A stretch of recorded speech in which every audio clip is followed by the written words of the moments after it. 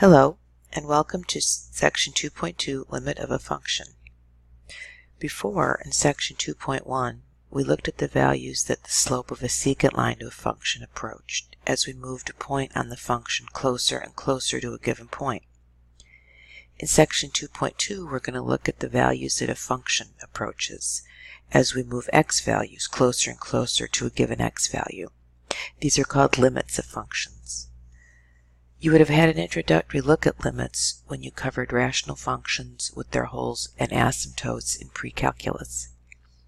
In this section, we're going to find limits by looking at a function graphically and numerically, and later we'll learn laws and properties of limits to find them algebraically.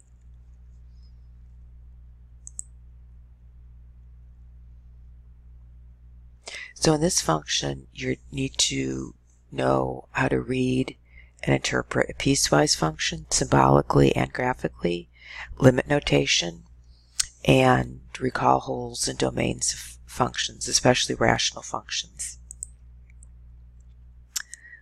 So take a look at this graph. It's the graph of this rational function. If you'll recall that x equals 1 would be a whole because we could cancel a common factor of x minus 1 from the numerator and denominator, and what we'd be left with would look like a line, except the point on the graph where x is 1 is not defined, because obviously we could not put x equals 1 in this denominator. So if you look at the limit as x approaches 1, that means graphically moving a point on the graph closer and closer to the point where x is 1, which is this whole. Notice that the function values are approaching 2 as my x values approach 1. So we're saying that the limit of the function is 1. As x approaches, the limit of the function is 2 as x approaches 1, even though x can never equal 1. The limit as x approaches 1 is 2. So the function can never equal 2, and x can never equal 1, but the limit as x approaches 1 is 2. So looking at this numerically,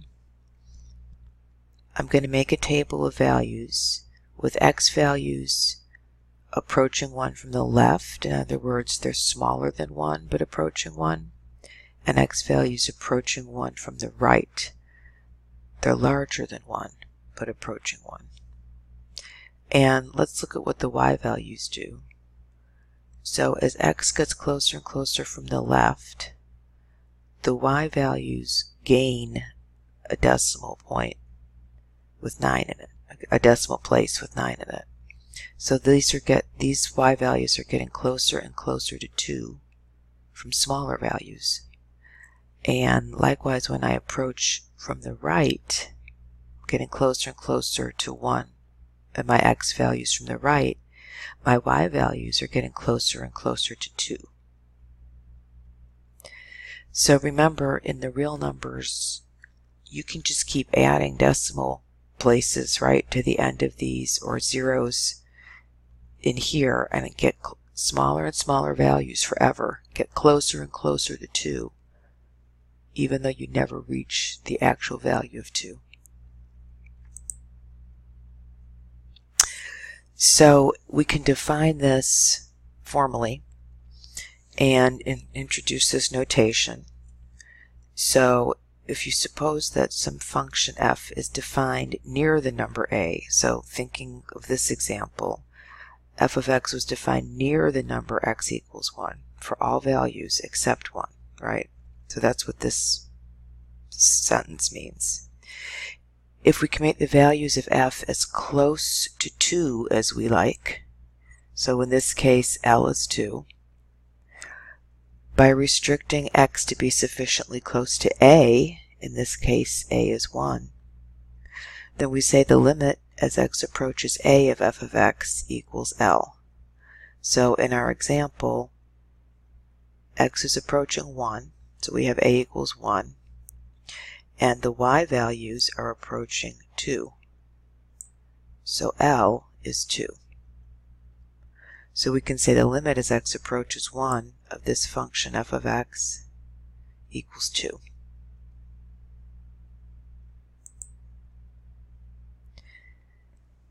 So a couple of things we need to know about limits.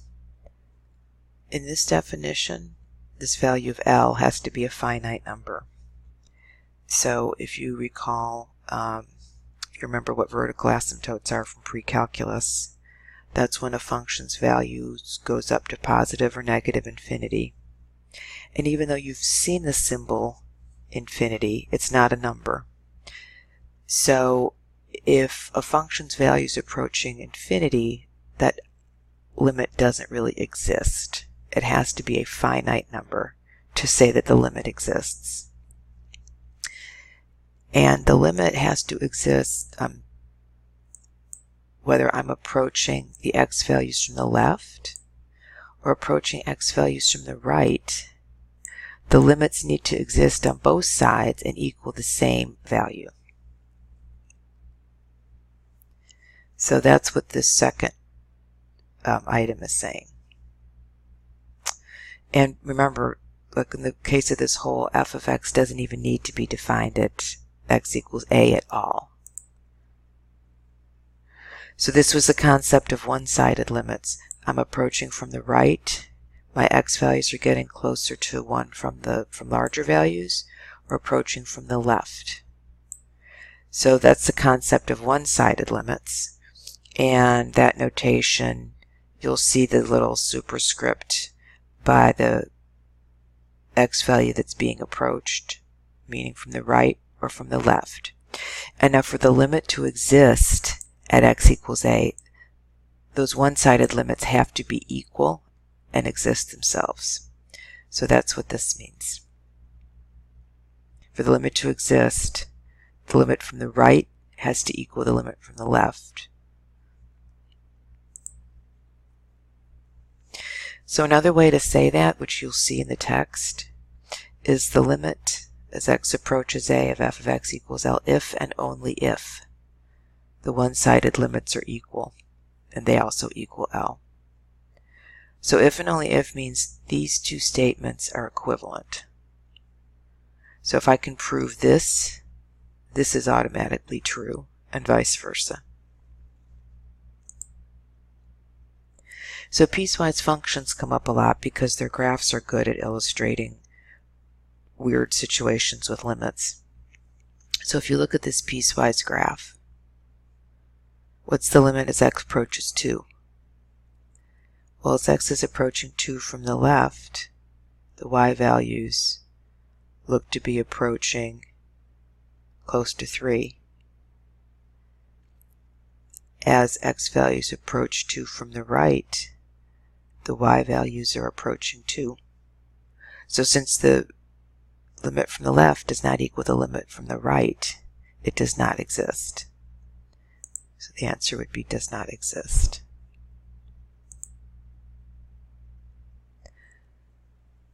Here's another example.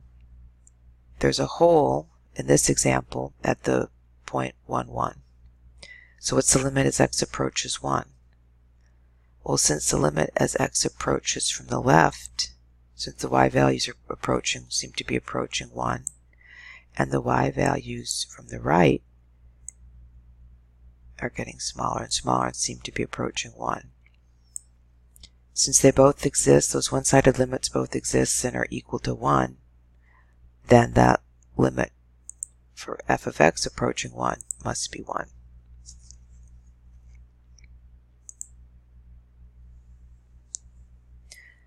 So now I've changed this function a little bit. I left that hole at 1, 1, and I've declared that the function value at 1 is 2.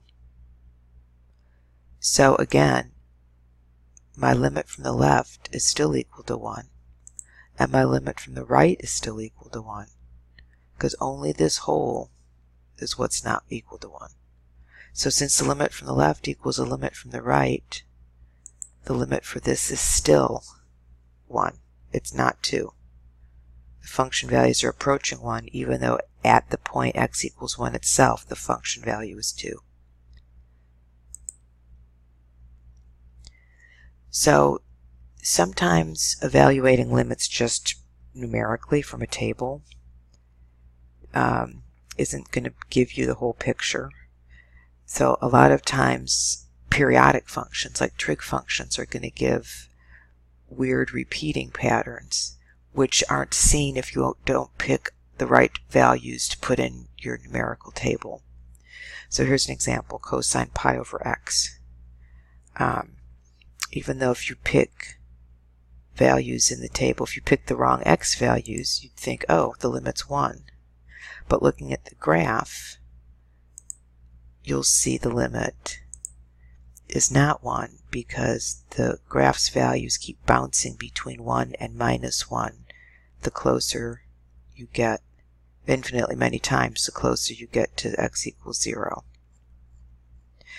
So even though a table and a graph give you a good idea of the limit of a function, and in this section you're going to be asked to find limits that way, and you're going to say they're equal to that, finding them algebraically, which we'll see in the next section, is really the way to get a definitive answer. So let's talk about when that value of L is not a finite number. So in this case, the limit doesn't exist, and they're called infinite limits. So here's 1 over x squared, and you can see the limit as x approaches 0. If I approach from the right, all my y values are getting larger and larger without bound. If I approach from the left, the y values are getting larger and larger without bound. So since they aren't approaching a finite number, this limit doesn't exist. So we would say that the limit, use the symbol infinity to describe this case. Remember, infinity is not a number. So this hopefully dusts off your memory about vertical asymptotes. So when a function approaches infinity as you're approaching an x value, or negative infinity, you have a vertical asymptote. So in this case, the vertical asymptote is 0 because the y values are approaching negative infinity. They're being made large negative. In my previous slide, they're approaching positive infinity. Again, the vertical asymptote was x equals 0. Here's f of x equals 1 over x minus 5. Same thing, same graph. I just shifted it over 5 to the right. The vertical asymptote is x equals 5. The limit does not exist. Here's another good piecewise function. So for which values of a does this limit not exist? So since the limit's approaching, as x approaches 0 from the left, the y values are approaching 1. And the same as x is approaching 0 from the right. So even though this function is not defined at x equals 0, this limit exists and is equal to 1. The other possibility, looking at this piecewise function, is when x is pi. So as x approaches pi from the left, the y values are approaching negative 1. But as x approaches pi from the right, the y values are approaching 0. So since the limit from the left doesn't equal the limit from the right, the limit as x approaches pi does not exist. So we'd say the limit exists for all values except when x is pi. When a is pi. Here's another example. Use a table of values to estimate this limit. So you can see this is clearly not defined at 4.